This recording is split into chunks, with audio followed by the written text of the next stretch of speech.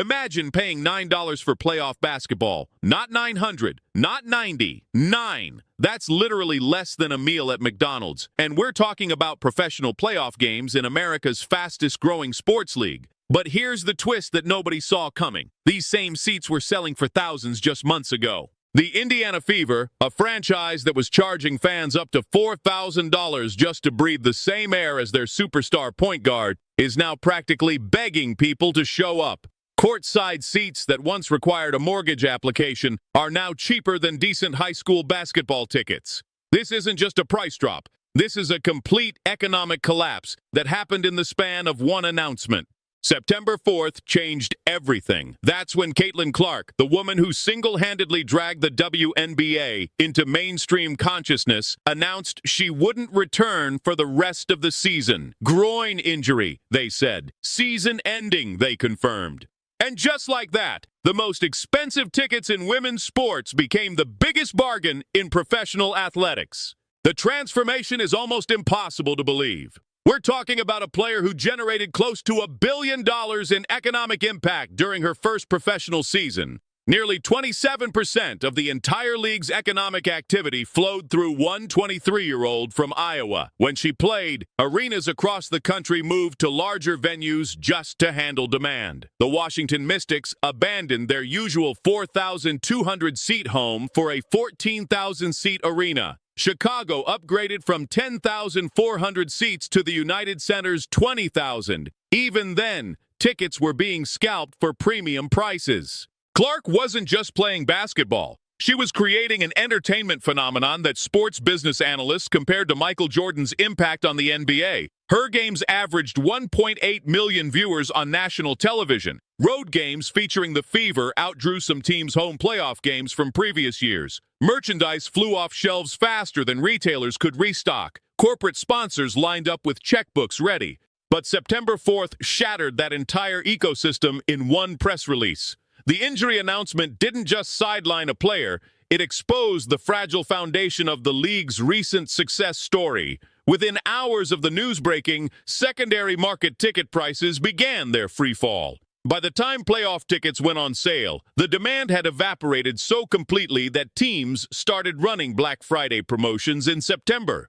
The numbers tell a devastating story. Those courtside seats that once commanded $4,000, now available for $200, general admission tickets that scalpers fought over at $600, listed at $9 with no takers, premium packages that sold out in minutes, gathering digital dust on team websites. The most affordable disappointment in professional sports had been born. Even more shocking is what happened to television viewership. Clark's absence triggered a ratings catastrophe that sent WNBA executives into emergency meetings. National TV viewership collapsed by 55% almost overnight. Games that regularly pulled over 1 million viewers were suddenly struggling to crack 350,000. The All-Star Game, traditionally the league's showcase event, lost 36% of its audience when Clark couldn't participate. This wasn't just about Indiana struggling without their star player. This was about an entire league discovering they had built their recent growth on quicksand. When Clark missed games earlier in the season due to various injuries, the pattern was already emerging. Every absence triggered immediate drops in attendance, viewership, and general interest. But nobody wanted to acknowledge what the data was screaming.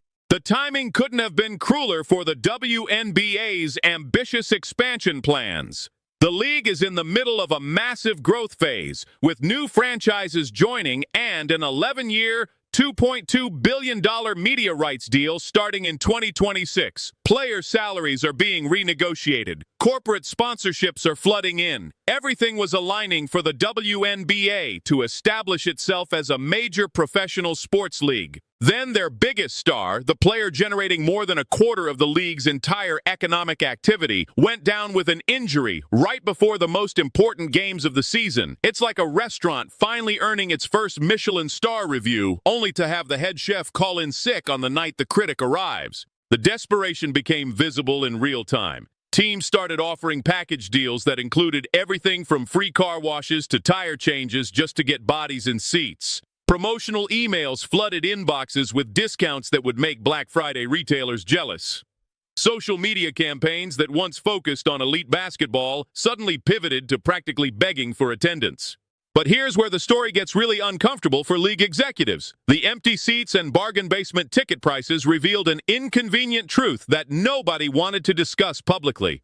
The WNBA's recent success, while impressive on paper, wasn't as stable as it appeared. The league had essentially become dependent on one player in a way that made even the most optimistic projections look dangerously naive. Christine Brennan, one of sports journalism's most respected voices, captured the magnitude of the problem perfectly. She pointed out that one player getting injured had caused more than half the TV audience for the entire league to disappear. Not just Indiana's audience. The entire WNBA's viewership collapsed when Clark went down. Has any other athlete ever had that kind of impact on a sport? Even Tiger Woods at his peak didn't create this level of dependency for professional golf.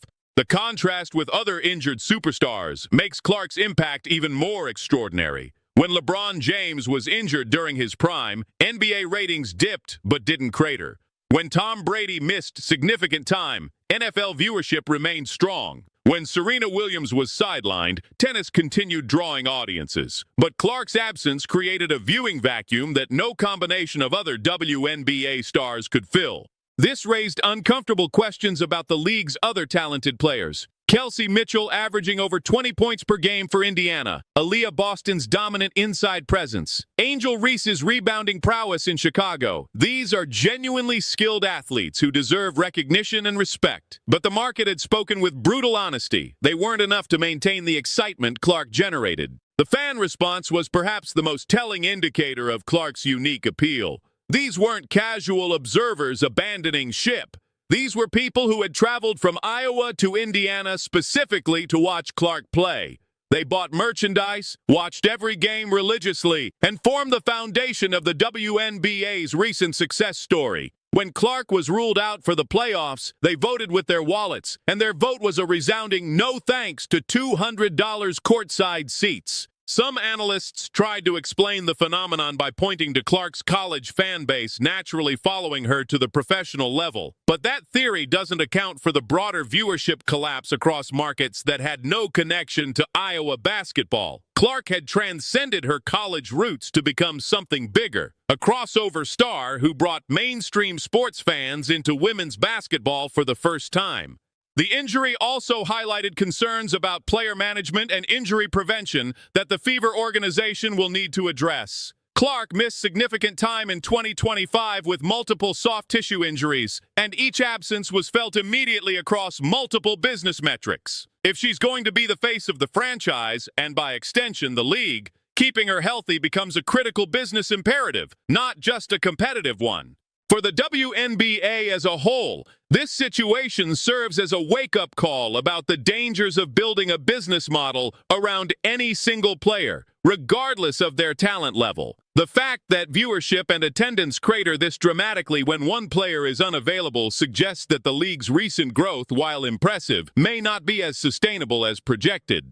The empty seats at Gainbridge Fieldhouse during what should have been a celebration of the Fever's first playoff appearance since 2016 tell a sobering story. Instead of commemorating a franchise turnaround and the emergence of a new generation of women's basketball stars, the playoffs became a case study in the difference between sustainable growth and unsustainable dependency. This isn't necessarily a criticism of Clark herself or an indictment of her teammates' abilities. It's simply the brutal reality of professional sports entertainment in 2025. Fans connect with individual personalities who capture their imagination and make them believe they're witnessing something special. For 2 years, Clark has been that special something for women's basketball. Her absence from these playoffs, reflected in those historically low ticket prices, serves as a reminder of just how rare and valuable that kind of star power really is.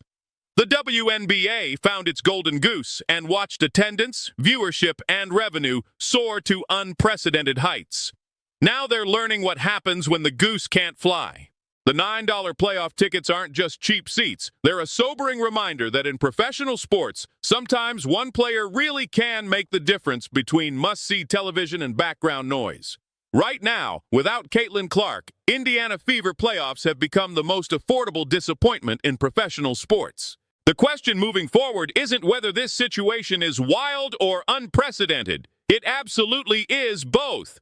The real question is what the WNBA and its franchises do with this harsh lesson about the difference between building sustainable growth and creating unsustainable dependency on individual superstars. Because those empty seats and bargain basement ticket prices are telling a story that no amount of promotional spin can change. The WNBA needs Caitlin Clark more desperately than they ever imagined, and her absence has revealed just how much work remains to build a league that can thrive regardless of which stars are available on any given night. The economic devastation is complete, the lessons are brutal, and the path forward has never been more uncertain.